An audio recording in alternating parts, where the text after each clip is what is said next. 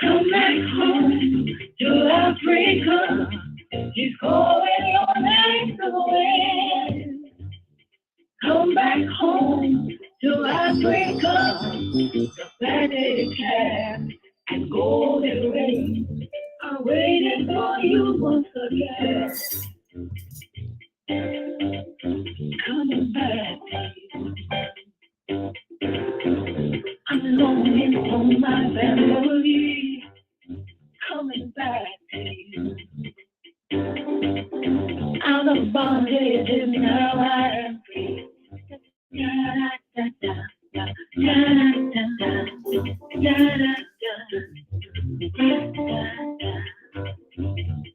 Come back home to Africa. You're calling your name to the wind.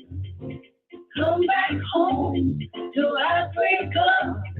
The planet calf and golden rain are waiting for you once again. Coming back to you. I'm longing for my family. Coming back to you. Out of bondage is now I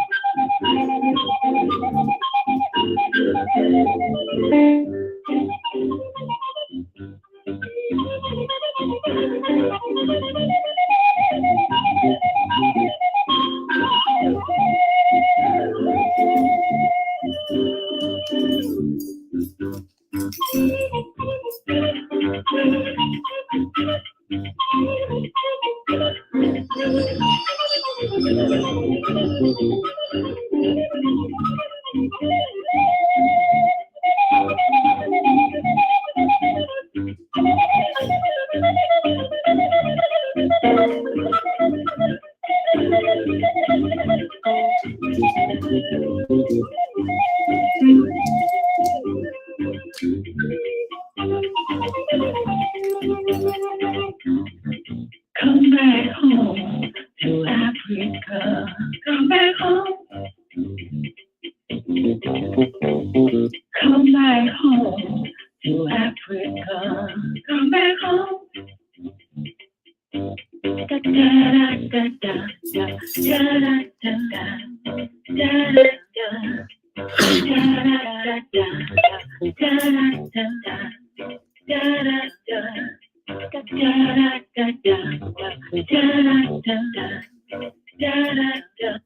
Greetings, and salutations, divine all blessed peace and love, joy and prosperity, elevation, revelations, and manifestation. You are now listening live to the Divine Prince, Pan-African spiritualist, practitioner, author, and advisor, Elegun, Oloye, Hoodoo, Obeah, Bokor, sharing with you in all things spiritual, mystical, metaphysical, cosmic, universal, evolutionary, revolutionary, healing, and holistic from a Pan-African Hoodoo world spiritualist perspective. Understanding that all is truly and indeed a blessing If you can just see beyond the veils, for it is all just an illusion and a test, and one of the greatest divine mysteries of this life cycle. This is indeed my constant prayer, my mantra, affirmation, reverberation, reiteration, and it is my ever living reality. All is a blessing, is crucial to the very foundation of my understanding, my teaching, my walk, my works along this divine, all blessed life path and journey.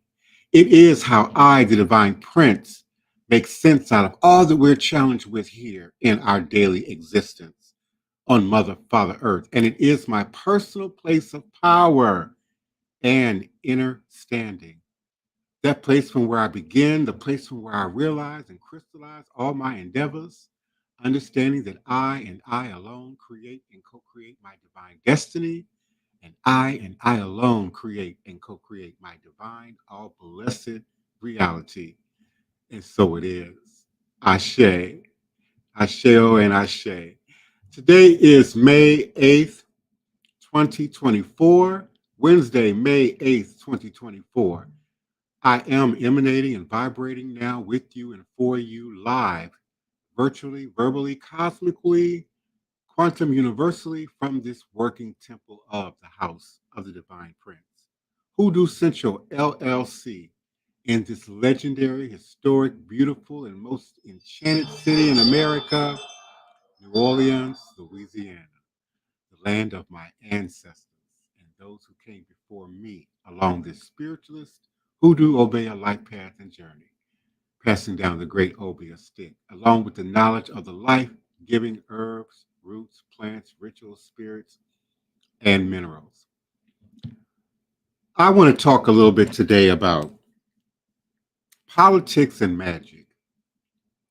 I've always questioned why hoodoo, voodoo, root work, and conjure is not utilized more for social change, transformation, and indeed in politics. Greetings, everyone who is now here with me. I certainly am grateful and appreciative of you. S. Marie, greetings, beloved. Kevin Brooks, Grand Famous, welcome, welcome. And those who are listening internationally by way of blog talk radio, I'm certainly grateful for your continued listenership. And I invite your participation by calling in to area code 563-999-3763.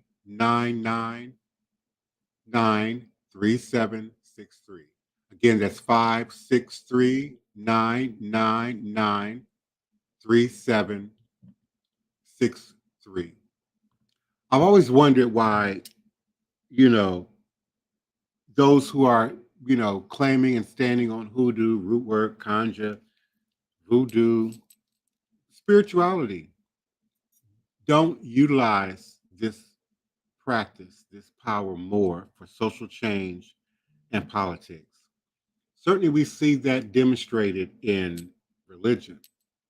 Uh, we say separation of church and state, but we all know churches are deeply involved and invested in politics and partner up with people, places, and things, and principalities and powers, and then bring that to the pulpit to persuade, in many cases, manipulate the congregation into acting or responding in a particular way politically, in, in most cases, politically. Certainly, we should see spirituality and religion utilized more in spirituality and religion. And my question today is why not? Hoodoo is a practice that combines traditional African American elements with Native American and European elements. It is also sometimes called root work, working with the roots, or root doctoring. Some might even say conjure, which shows the importance of magically and spiritually significant plants, roots, trees, etc. Hoodoo um, may have some religious elements, but it's not a religion. It is a distinct magical tradition with roots in the southern United States. Certainly, the independent and individual practitioners bring their religious um, history and their religious footprint with them to the practice. So you will find many who, are Christian, Protestant, Catholic, Muslim, what have you, but might be operating in hoodoo and root work, usually privately and within the confines of their own personal space.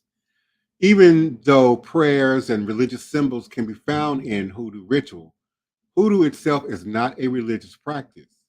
It is a ethno-cultural tradition, much like voodoo, Santeria, Palo, Ifa, ethno-cultural practice and tradition. And like other magical traditions, it is not bound to any particular faith. So many, but not all, root works are Protestant Christians. Others range from Catholic to secular.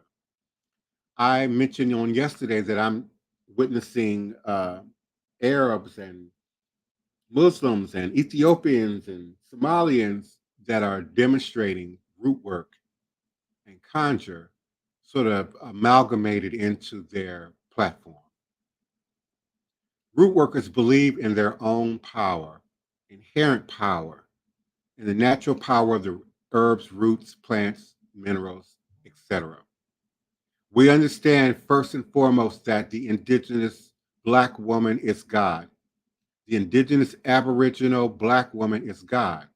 And so, therefore, we have the ability to tap in to that inherent sacred and mysterious power of women that exists within all of our DNA coding, within all of our bloodlines. And so praying or petitioning a saint or a deity is not necessary in hoodoo, root work, or conjure, but many do choose to do so to seek their aid, their assistance, particularly those who are operating within traditional committed systems of religion and spiritual practice, ethnic, cultural, spiritual practice. So a Christian or a Muslim or a Ifa practitioner or a voodoo priest who's operating in root work is still going to acknowledge the higher protocols within their tradition.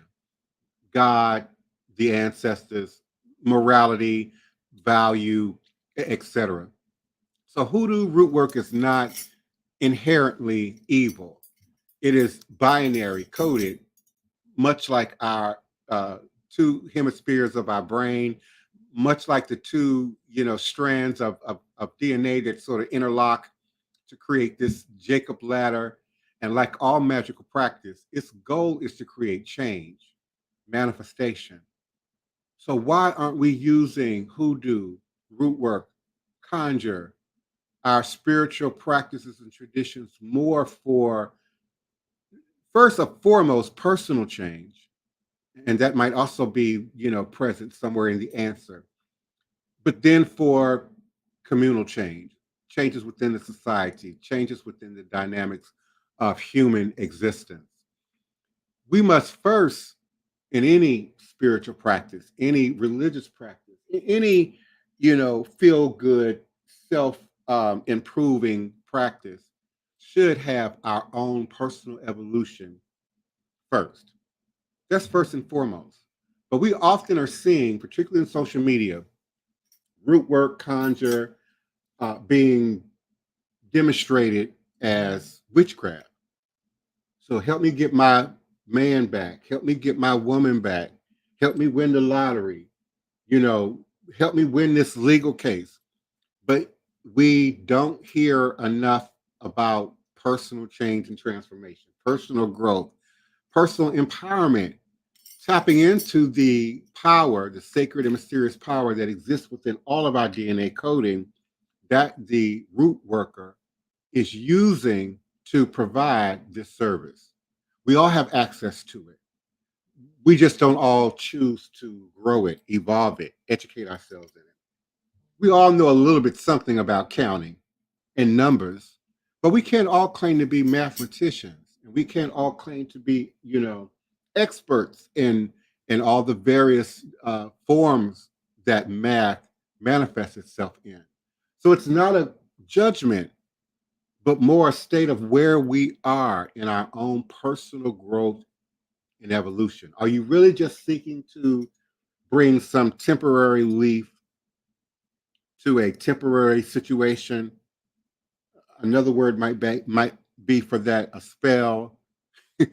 Like my great grandmama used to say, come and sit with me for a spell, suggesting timing, often suggesting something that's temporary. Whereas a individual who's operating in spirituality and tradition and even religion from an organic and authentic place is operating in spirit every waking moment of the day. Even when we're asleep, we're operating in the spirit realm. And my goal is self improvement, but also to bring something to the improvement of humanity, to the improvement of community, the improvement of society. So, hoodoo and root work is not inherently good or evil. Certainly, we should be operating for the good of ourselves and indeed for others. I don't believe in operating in evil, quote unquote, but certainly I will battle it. I will bind it. I will destroy it when it presents itself in my life or in that of my clients, my family, my friends, my godchildren. And so when we think about politics and religion, particularly the way we are witnessing it on the planet right now, why aren't many more of us utilizing our sacred and mysterious power to bring some peace and balance and tranquility, some evolution of humanity into the world? Some plants have achieved popular recognition. Certainly, High John the Conqueror root invokes courage and cleverness of the folk hero High John the Conqueror. Adam and Eve root, a staple love magic uh, airway or herb. Calamus root, a controlling herb. Licorice root, aiding and controlling of others. And so we have really individualized and personalized for our own personal gain, greed, lust, envy, jealousy, certainly the get back, the comeback, you know, but we don't hear or see adequate demonstration of those who are operating in these traditions for the sake of self improvement and that of humanity. In doing some of my research, I came across a document at the academic university level by Sabina Magli, Magliocco, Magliocco, Magliocco. And it talks more specifically about magic and politics, and even begins to sort of speak to some of the things that I said a moment ago about, those of us who come from the church might be familiar with, how politics is sort of proselytized in church. Before the elections, the campaigns and the mayor or the city council person, the one day out of the year they show up in church, and they're now seeking the approval and the blessing of God and the pastor and certainly the church community.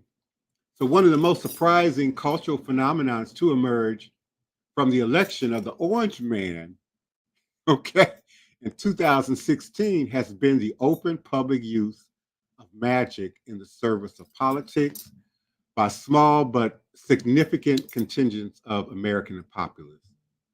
By magic, we mean ritual practices intended to influence the outcome of external events, whether within a secular or religious context.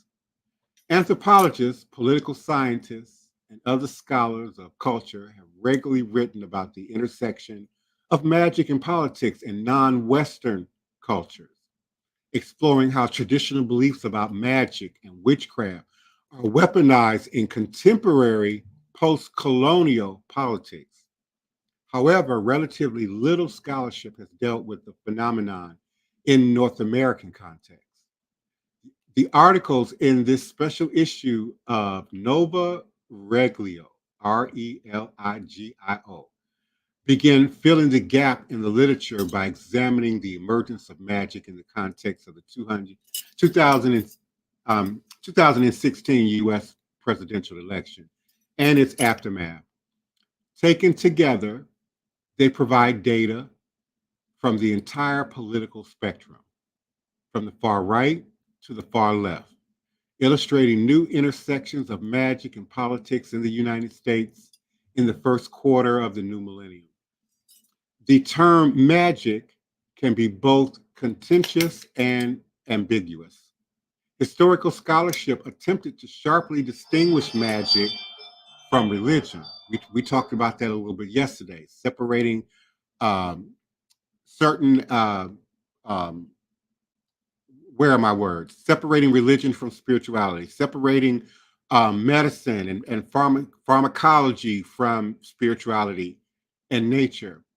So there is a sharp attempt to distinguish magic from religion, categorizing magic either as primitive, erroneous, fictional, imaginary, practices limited to colonized or marginalized cultures, or as secretive practices whose aims are to broaden social goals. But in the middle of the 20th century, anthropologists critiqued these distinctions, arguing that since both magic and religion use ritual to maintain relationships with with an invisible world of spirits, the line dividing them is by definition arbitrary. This introduction and the articles that follow define magic as an essentially religious phenomenon, following the approach of anthropologist Clifford Geertz, Geertz, who defined religion as a cultural system that provides a system of symbols which acts to establish powerful, pervasive, long lasting moods and motivations in humans by formulating concepts of a general order of existence and clothing these concepts with such an aura of um, faculty that the moods and motivations seem uniquely realistic. And particularly when we see sort of this religion and magic being utilized in modern mainstream religious spaces as it relates to politics. Acts that practitioners call magic, such as the cult of Kek, mean magic described in Ingo Asfram's article in this issue, as well as acts that practitioners view as being religious in nature, such as Pastor Frank Amadea's POTUS shield, a form of spiritual prayer protection for President Trump. POTUS shield, this Pastor Frank created, was supposed to create this magical barrier around Trump. Did you know that? Were you aware of that? Described in Damon Barry's article, both fall under a rubric of religious behavior. But while prayer is a form of action that falls squarely in mainstream concepts of religion, magic does not. Drawing on a Durkheimian legacy, magical acts and technologies have usually been regulated to the categories of occultism and or esotericism, producing the presumption of magic as secretive, exclusionary, and fundamentally antisocial. Even today, there were many who claim spirituality and not religion, who claim hoodoo, voodoo, root work, conjure, but don't have very much connection or communication, uh, not only within their own, peer group, but within that of the community. Uh, they don't go to public ceremonies. They don't participate in public initiations. They're not interested in often mentorship. with established practitioners. And so, it makes it easy for mainstream society to regulate those of us who adhere to Pan African traditions, um, Pan African spirituality, and religious traditions as antisocial. The articles here take issue with that categorization, showing how magic works to create communities and political coalitions in this digital age.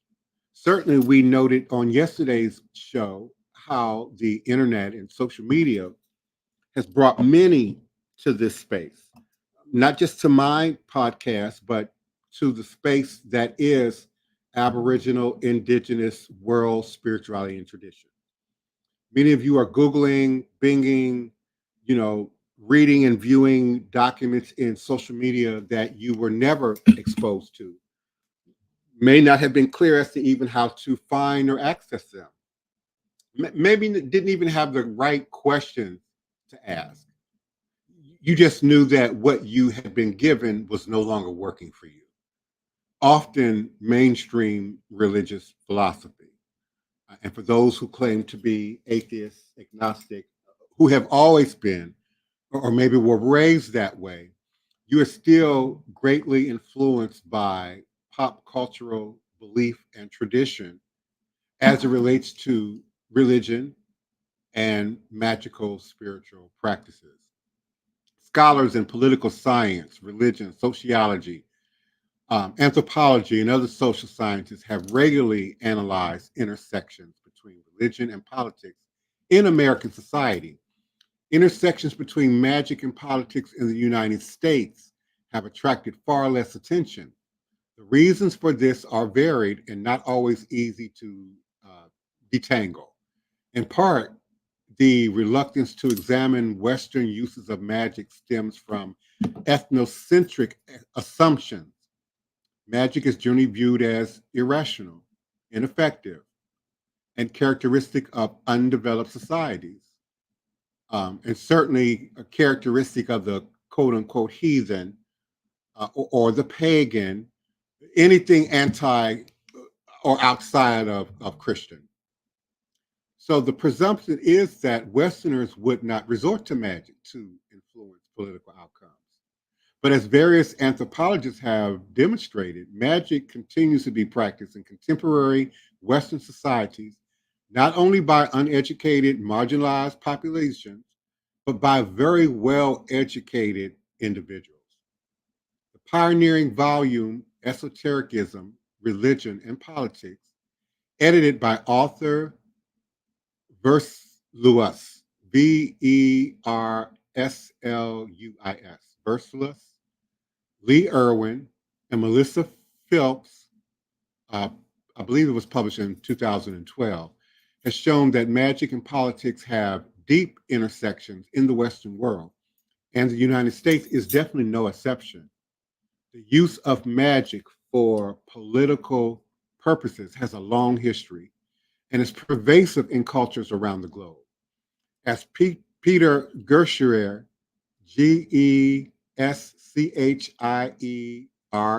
Gerschiere, works in Cameroon have demonstrated, the use of magic is influenced both local and national politics.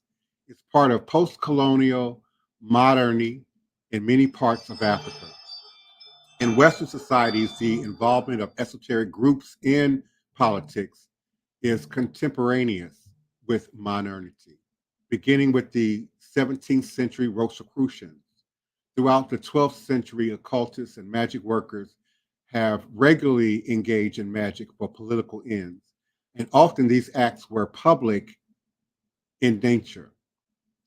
We've done previous podcasts about sacred geometry and sacred math and how that shows up in Washington, D.C. and in other government buildings and facilities, and the floor plan for many cities have these sacred symbolism and sacred marks sort of integrated into the architecture, the design of these Western government entities. Much scholarly attention has engaged with the ways that the Third Reich operated utilizing occult ideas. We've heard about the Third Reich and Hitler and Nazism um, investing a lot of time, money, and energy into psychics, into remote viewing, and other forms of so called occult and spiritual practices that they believed would be and could be utilized in warfare. And as a result, Austrian scholar and esotericism Hans Thomas Haeckel, Hakl, argues esotericism, occultism, and magic have frequently been conflated with fascism and irrationalism in post-war European intellectual thought. Any element with a remote whiff of magic is assumed to be inherently right-wing. Any element with a remote whiff of magic is assumed to be inherently right-wing and to lead inevitably to fascism. And again, we have Hitler and the Nazis to sort of blame for solidifying, that belief. Even such a lucid thinker as Umberto Eco, was not immune to this opinion. In his essay, Fascism, UR-FASCISM, fascism, he identifies 14 common features of fascist ideologies, beginning with the cult of tradition and the rejection of modernism. The use of magic belongs squarely in both categories, since it represents both traditional technology and, according to Eco, a rejection of modern science. Yet Haeckel argues that the conflation is ultimately problematic.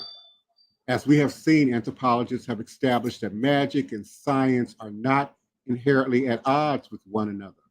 Magic is not anti-modern or irrational, but poses its own interlogic and coexists alongside scientific worldviews, even in the same individual. You often hear me reference ancestral work and divination as a traditional thing that we've done in HCR and Pan-African traditions. But I'm very open to utilizing modern technology and DNA science to further give foundation to our ancestral work and divination. Numerous scholars have noted how magic can be a font of creativity, the kinds of connections that are forged in imaginative thinking, creative thinking, associated with what anthropologist Lucien Levy Bruhl, Bruhl, called participation, are essential to art, poetry, literature, and all creative expressions. Finally, the use of esoteric technology and magic is certainly not limited to the extreme right. But we certainly, when thinking about who the Orange Man is and how the Orange Party operates, um, the Republicans, you don't think there's magic involved there? You don't think that there's something beyond rational, logical, science that have a group of people believing something that's not real and willing to go to prison for it, willing to overturn, American society and American culture for it. Now I know there are those of you on the other side who, pray for an overturning of American culture, and we can go into much deeper detail about that in a separate conversation. But remember, any destruction of America includes you and me, and ultimately is an international affair. All, according to the magical book, all have dealings with the great whore, all have dealings with America, all are involved at some level with what's happening in our world. It's real easy to blame the Illuminati. It's real easy to blame the government. It's real easy to blame the politicians and the leaders, but it's more of us than it is of them. And so it's critical for them to influence large groups of people in one direction or the other. That is certainly a part of the whole TikTok battle.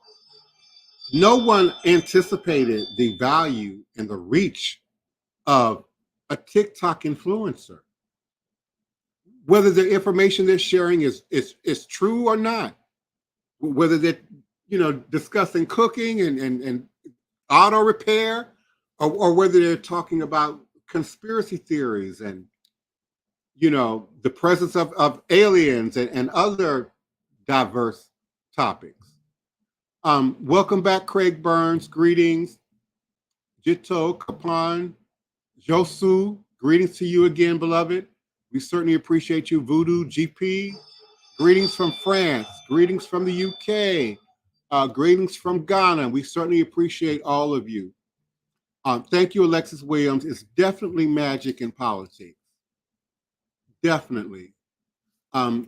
You really would have to be sleep, blind, uneducated, underexposed, unaware to not really see what's obvious to many of us. And even when we discuss politics, all politicians lie. Everybody says that, right? All politicians manipulate. All the politicians play, one card against the other. And so the whole notion of, blue versus red, one party versus the other, it is an illusion. And so you're correct to believe that one party is no different than the other. But is it fair to say one individual is no different than the other? Remember now, we have to personalize this. So when we say they're all wicked, does that then include you? Do you have the ability to transcend wickedness, and make something of a positive change in the world? Craig Barnes said people seem to associate magic with Satanism in the UK, I believe, as well. Yeah. Again, and I believe, as the article stated, we have certainly Hitler to blame for that, at least in the present modern historic scope of things. I know in my younger years when I was, a baby psychic and was, intrigued and hungry for spiritual information, I read several books, many of which I can't, rattle off at the tip of my tongue right now, but particularly about Russia, about the Nazis, about Madame Blavatsky, and and a great degree of so-called esoteric, spiritual, psychic experimentation that was going on, at the government level.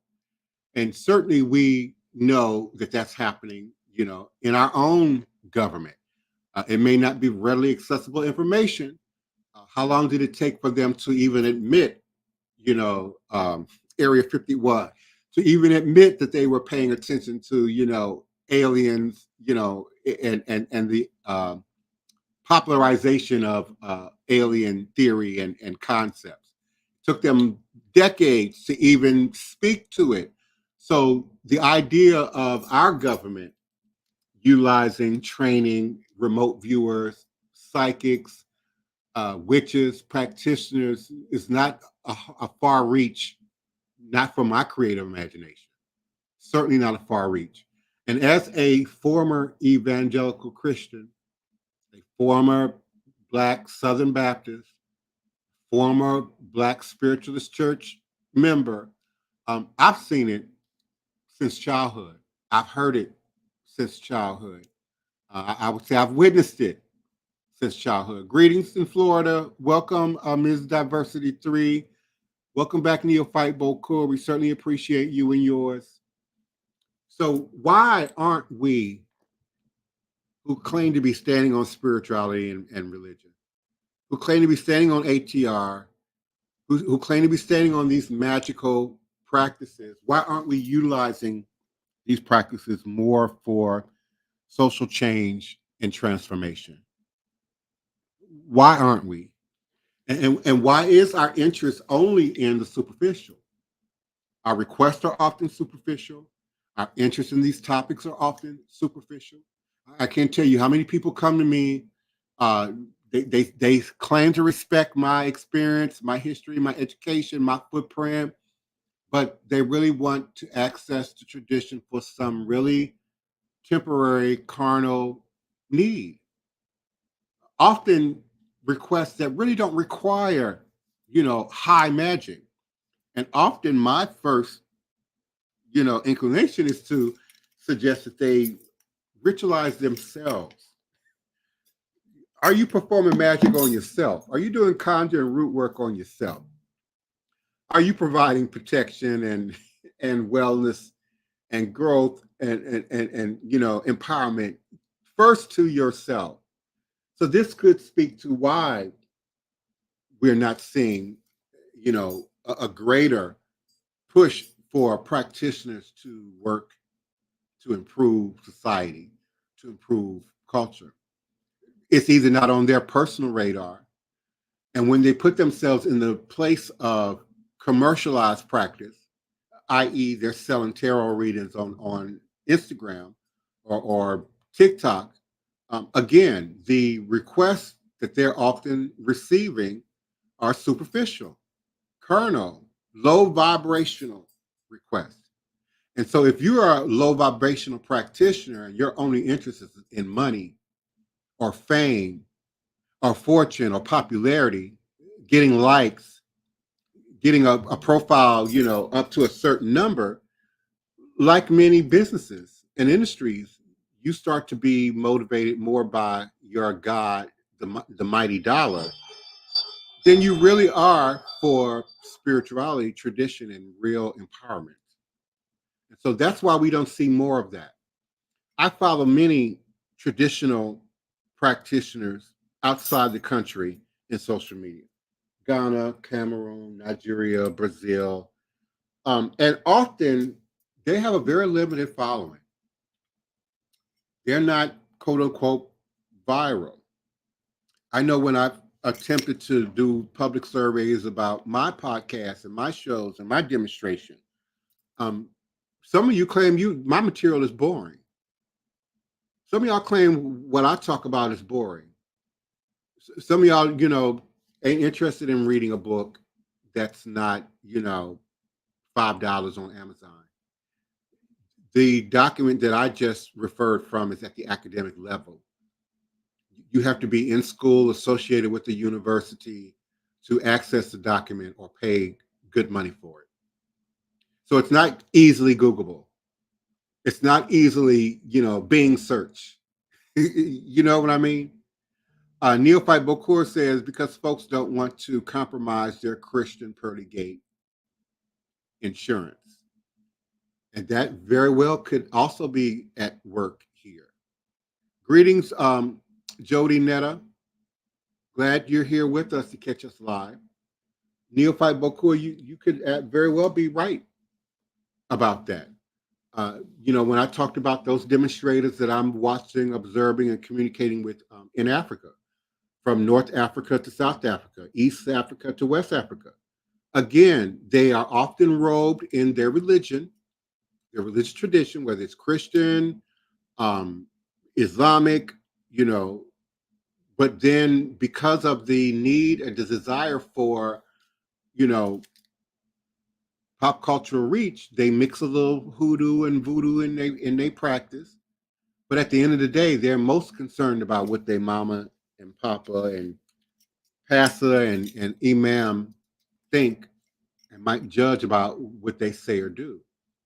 It's a question that often comes up in any consultation that I have, particularly when instruction is involved, root work is involved, training is involved, anything that's going to manifest something visual in your house that someone might see. Comes up at least once or twice a day. What would my husband or my wife have to think? What would my mama, my mother-in-law, my grandma who I stay with, think? They might think I'm doing witchcraft, So I often encourage, find your words. If you're not educating yourself about what this is, you certainly can't speak to it. You certainly can't teach it. You certainly can't express it to others in a way that makes sense. Some of you remember Goddess Initiative, my mother coming on the show and being present in the chat And me talking about, there was a time she thought the crystals and everything was wicked. I was staying with her, around 30, 32, and I went to Atlanta for several months. And when I got back, she had gone through all my books, my drawers, my closet. You know how mothers, my mothers do. And I'm not offended, but she was sure I was a witch. She was sure I was worshiping rocks, at the time. And that has evolved.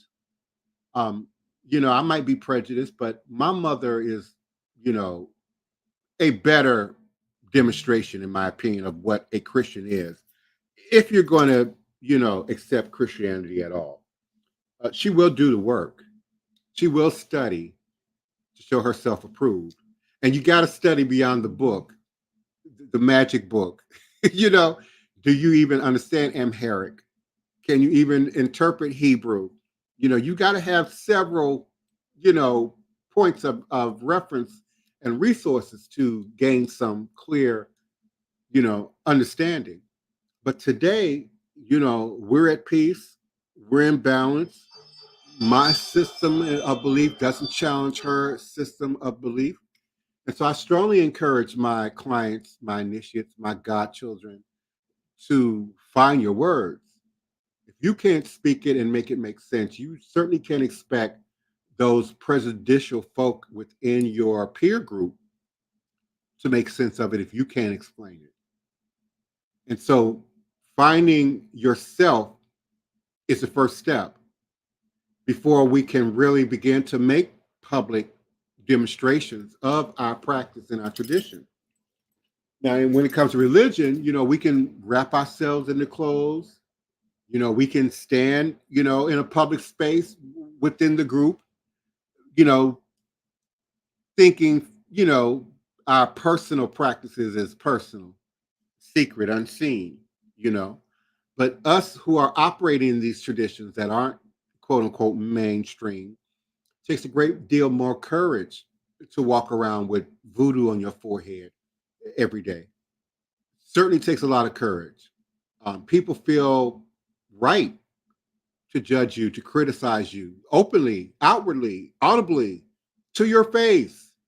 And it can often be mass. Oh, those are interesting beads you got on. What is that? Oh, that's a pretty crystal. What does that do? I can't tell you how many people, total strangers, cashier, whoever, what does that do? Why are you wearing that? None of your business. Okay. None of your business. Are you walking around with your prescription bottles taped to the front of your dress and waiting to answer to people what that is and what it's for and why you taking it? It's not your business. I don't question people about their ankhs on their neck. I don't question people about their crosses and crucifixes on their neck. I don't even assume Christianity. I mean, come on. I'm a product of, the hip hop birthing. Who don't have a gold cross? Who don't have a silver crucifix? And it speaks nothing about what they really know or understand any more than dreadlocks. There was a time dreadlocks was not acceptable. Absolutely not. You can't interview for a job with dreadlocks, so you were strongly encouraged to cut your hair, until some people stood up, usually Black women stood up and fought the system about hair prejudice, you know. But somewhere, I'm going to say about mid 90s, maybe, dreadlocks became fashionable and started picking up traction. And everybody, by 2000, not everybody, of course, but, a large contingency of the community, now have dreads and wanted dreads.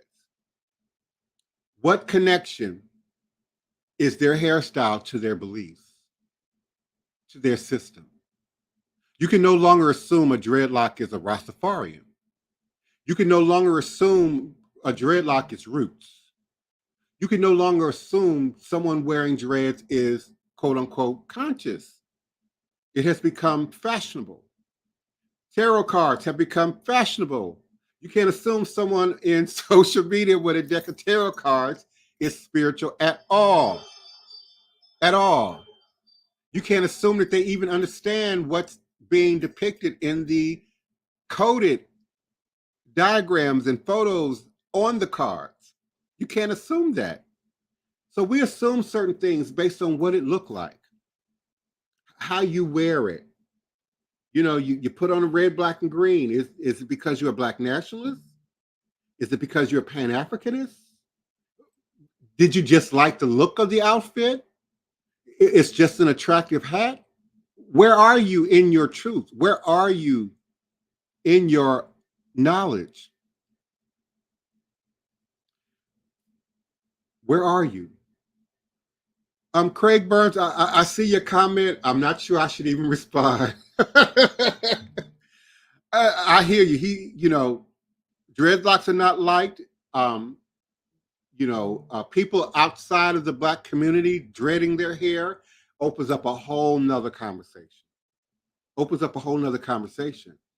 Much like people outside of our community who are now claiming voodoo, hoodoo, Ifa, Yoruba people, let's tell the truth, shame the devil, have developed a system of tourism to bring people into Nigeria, often non-black people, to initiate them into the traditions for the almighty dollar. And then once they get home, these African practitioners get in social media and claim what you have ain't real, and claim what they gave you was some basic surface level practice for you to take home with you. But they do not acknowledge your ceremony. I talked about it in the 2000, 2010, the teens of 2000. I talked about that. Many of you going to Cuba, going to Ife, going to Osopo and Oshun Village and Ogun Village, and coming back not even understanding what you have, not even being able to speak the language of what you have. And I don't just mean being fluent in Yoruba. You got a pot, but you don't know what it is, what it's called. You got stuff in the pot, but you don't know what they are and what it's called. So they basically, you know, did a commercial exchange. You paid a little money. They gave you a feeling of sacred ceremony. And now you come back to America and in social media at least try and, you know, perpetrate some positioning over the rest of us that you, in all fairness, don't even understand. Okay. Yes, indeed. So it's important that we take our spiritual path seriously, our spiritual walk much more seriously. It's not just a garment that we wear. It's not just a sort of a look, you know, that we wear to sort of distinguish ourselves, you know, from others. It is certainly a lifetime vocation, a lifetime of study, a lifetime of practice, a lifetime of initiation. The idea that initiation should take place in a weekend or in a week, you know, or in a month or a year is just ridiculous. I don't care what grade or level of practitioner you are, authentically in these traditions, you're constantly learning something new, constantly learning something new. And then you're learning to sort of, you know, translate it and retranslate it often between English, Spanish, Yoruba, Fan, Ewe. So it takes time, it takes commitments, it takes dedication to the practice, to the traditions. And I often say, I don't seek codependency.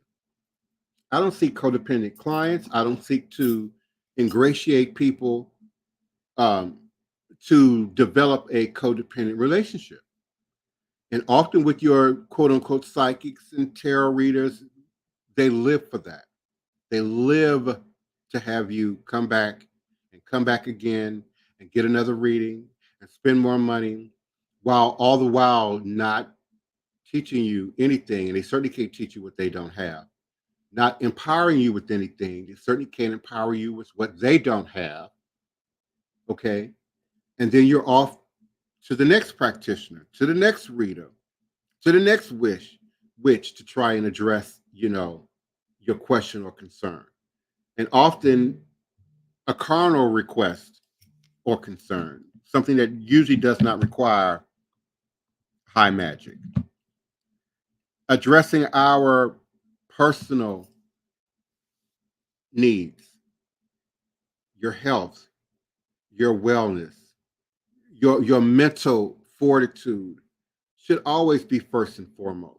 We say all of these traditions, Conjuror, root work, hoodoo, certainly were birthed in enslavement, but first and foremost were birthed to provide healing and continuity between what we knew before we were robbed and kidnapped and brought into the new world, and how to now navigate this new world. So there are plants, herbs, organic material here that had to be learned or relearned based on its distinctive differences from one continent, one region to the next. Most of us anyway, are aware that the enslaved population was not given access to healthcare, period. Sounds like modern America. We're not given access to healthcare. We're not given access to a doctor. And so therefore it were our herbalists and our practitioners who brought that healing. They brought that healing even for Massa's family and children, but also developed poisons as an act of retribution against Massa. So another point of sort of demonizing spiritual practice, particularly here in America, was born from that. So it became easier to fear hoodoo and root work and conjure than to believe hoodoo, root work, and conjure. It was easier to fear than to believe. Both are, sort of innate and inherent, our human ability to feel, sense, believe, fear, have understanding. But certainly it has been played against us time and time again in the context of religion, in the context of politics. If you don't vote for the orange man, we're going to lose our country, that sort of tactic. And so it helps to keep that mind programming in place, that you must seek outside yourself. You must look outside yourself for power, empowerment. But in the same time, we have this active thing going on in Western culture and society where we don't want mentorship. We believe we're somehow master researchers. I can Google it, I can Bing it. I don't need a doctor. I don't need a technician. I don't need a repairman. I'll watch a YouTube video and 90 seconds.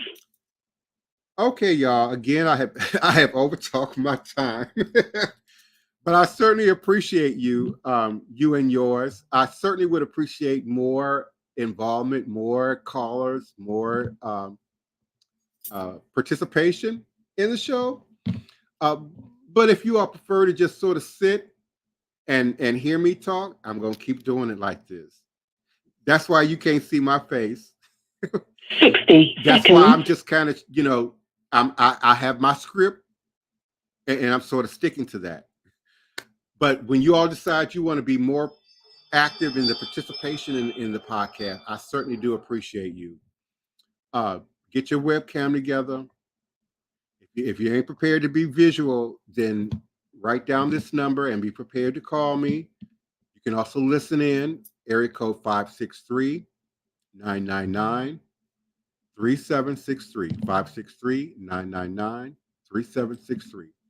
And I look forward to being with you again here on tomorrow at high noon U.S. Central Standard Time.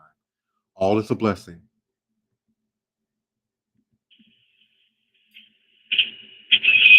10 seconds. Square.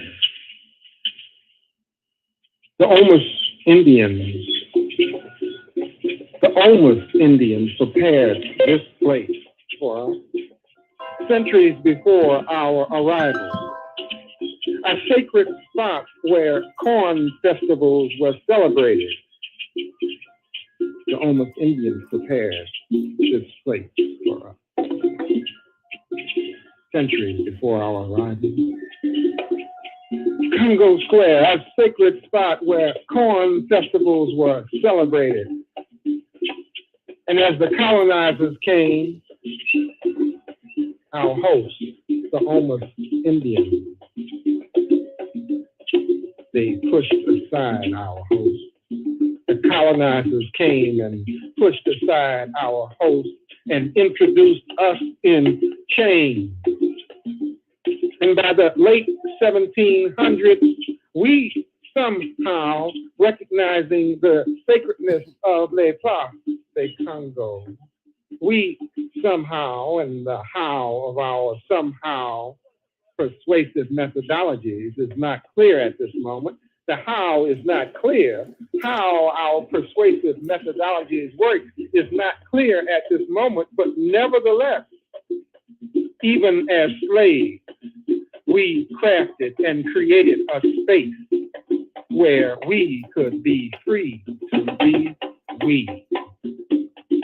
And thusly we countered the sacrilegiousness of the French, giving great homage to our ancestors as well as giving praise and thanks to our red-blooded brothers and sisters. This is an oral libation toast to Congo Square, to Native Americans, to our ancestors who made a circle out of a square and gave us a way to save ourselves from the transformatory ugliness of America, which refuses to recognize the spirituality of life, which refuses to recognize the spirituality of life and celebrates death with crosses and crosses, double and triple crosses, the middle passage, the Christ cross, Christianity, the double cross, and capitalism, the ultimate triple coup de grace cross of our captivity. But the terror of crosses notwithstanding, we sang, we beat, we be, we was and is. Hail Congo Square. Congo Square. Our African gods have not been obliterated. They have merely retreated inside the beat of us. Inside the beat of us, our African gods have not been obliterated. They have merely retreated inside the beat of us until we are ready to release them into a world that we recreate. A world held by the beating of black heart drums. Heart beat,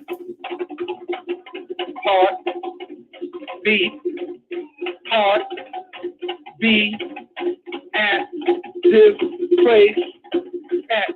place, beat, heart beat, we beating place in new world space, being in place in new world, preserving our ancient taste.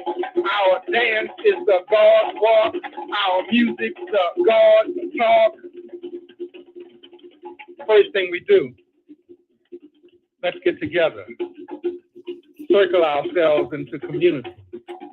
No beginning, no end, connected together and singing, ringing, singing in a ring. Second, let's be original, aboriginal. Be what we were before we became what we are. Be bamboola dance, be banza music, and sing song words which have no English translation. Third, Let us remember. Let us remember never to forget. Even when we can't remember the specifics, we must retain the essentials. Let us remember never to forget. Even when we can't remember the specifics, we must retain the essentials. The bounce, the blood flow, the feel, the spirit grow, energy must retain and pass on the essential usness that others want to dissipate out of us. Whoa! But no matter how much of us they prohibit, no matter how much of us they prohibit, deep inside us is us. Deep inside us is us. Remains us inside and needs only the beat to set us free. The beat to free us. It is morning, a Sunday, a field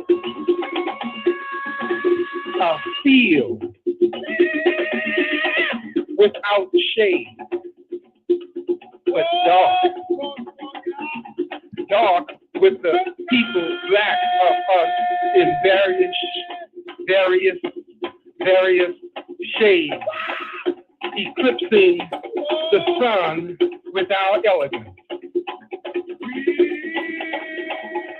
We are centuries later now, and still this sacred ground calls us to remember, to be.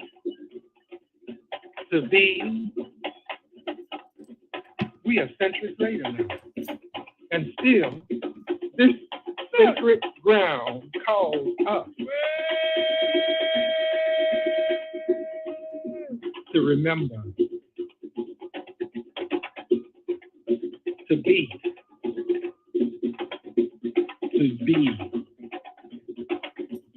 beat Congo Square.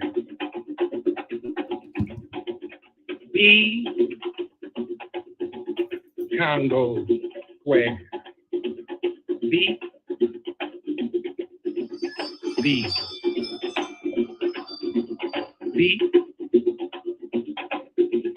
Be.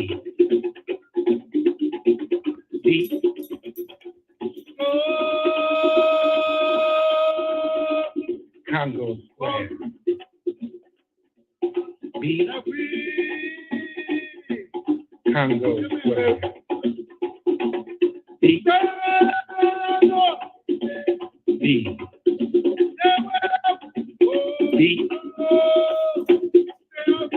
Be. Remember.